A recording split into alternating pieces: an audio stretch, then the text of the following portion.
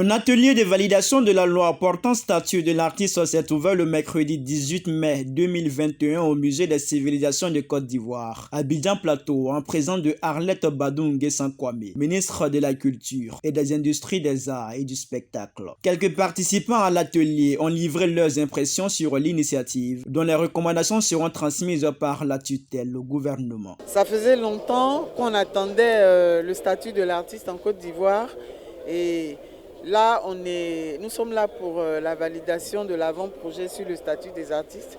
C'est une bonne chose, c'est salutaire pour les artistes. Aujourd'hui, tout le monde se dit artiste, mais qui est artiste, on ne sait pas.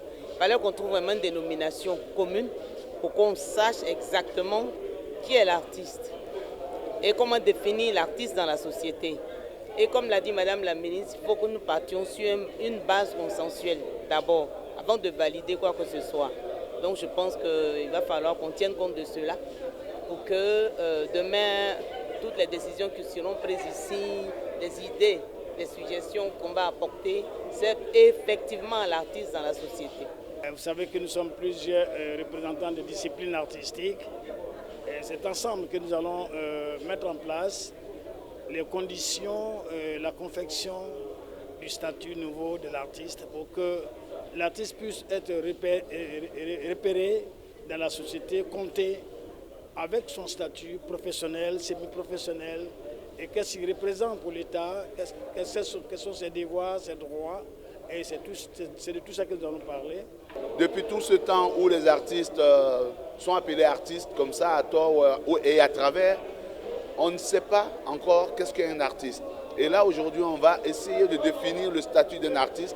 Tout comme quand on parle d'un footballeur professionnel, on sait qu'il a une licence, il joue dans un club. Un artiste aussi a un canevas bien précis, bien défini, et qu'on n'attende pas qu'il y ait des événements pas glorieux pour se rendre compte que tel artiste est en perdition et en détresse et tout ça. Il faut que l'artiste bénéficie d'un statut cohérent, stable, normal. On continue toujours de lutter depuis des années pour que l'artiste ait un statut. Et aujourd'hui, avec Madame le ministre et toute sa direction, qui ont pris l'initiative de cet atelier-là pour justement aboutir à cela. Et c'est une très belle initiative que nous attendions depuis longtemps. Et donc voilà, on va participer aux travaux. Et on attend qu'il en ressorte quelque chose pour le bien-être des artistes. La ministre Arlette Badou Nguessan Kwame a situé l'intérêt de l'atelier et rendu hommage au président de la République Alassane Ouattara pour l'aide financière apportée aux artistes depuis 2014. Depuis 2014, il a décidé d'allouer une pension mensuelle de 300 000 francs aux artistes ivoiriens qui ont fait les beaux jours des arts et de la culture. Il convient de relever que les artistes en Côte d'Ivoire travaillent dans un environnement informel qui n'avantage pas les conditions d'exercice de leur activité. Il est assez courant que la situation peu reluisante d'un artiste fasse la une sur les réseaux sociaux et dans les journaux.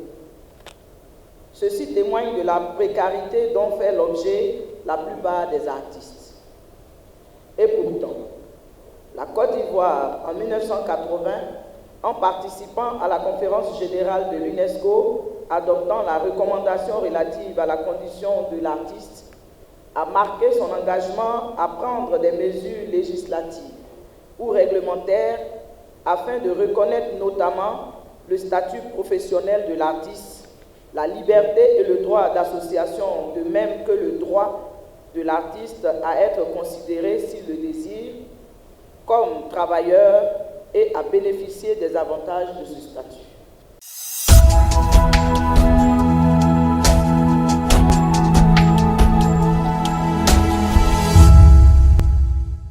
Le jeudi 20 mai 2021, la République du Cameroun célèbre le 49e anniversaire de sa fête nationale. À cet effet, Marie-Yvette Koloko, ambassadeur du Cameroun en Côte d'Ivoire, dresse des mots de félicitations aux autorités de son pays, avec à sa tête le président de la République, Paul Biya, ainsi qu'à la communauté camerounaise vivant en Côte d'Ivoire. Conformément aux dispositions constitutionnelles, le Cameroun célébrera le 20 mai 2021 la 49e édition de sa fête nationale, la Fête de l'Unité.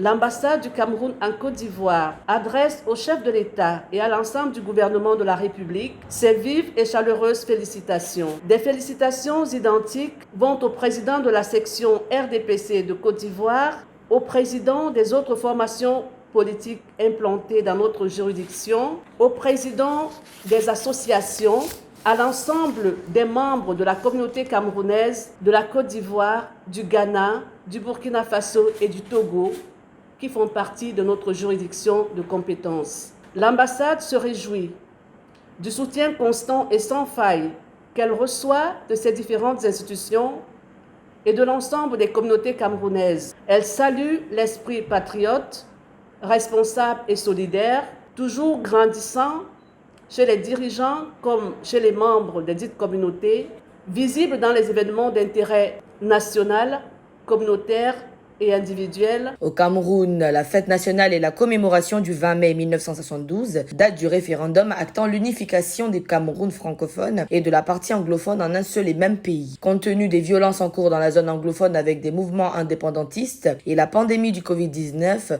le thème de cette édition 2021 est Armée et Nation, ensemble pour relever les défis de la sécurité sanitaire et préserver la paix, la stabilité et la prospérité du Cameroun. Par ailleurs, les autorités camerounaises n'ont pas souhaité des célébrations festives cette année en raison de la menace sanitaire du Covid-19. L'ambassadeur a assuré ses compatriotes de continuer à assurer le renforcement des liens d'amitié et de partenariat entre le Cameroun et la Côte d'Ivoire, leur pays d'accueil.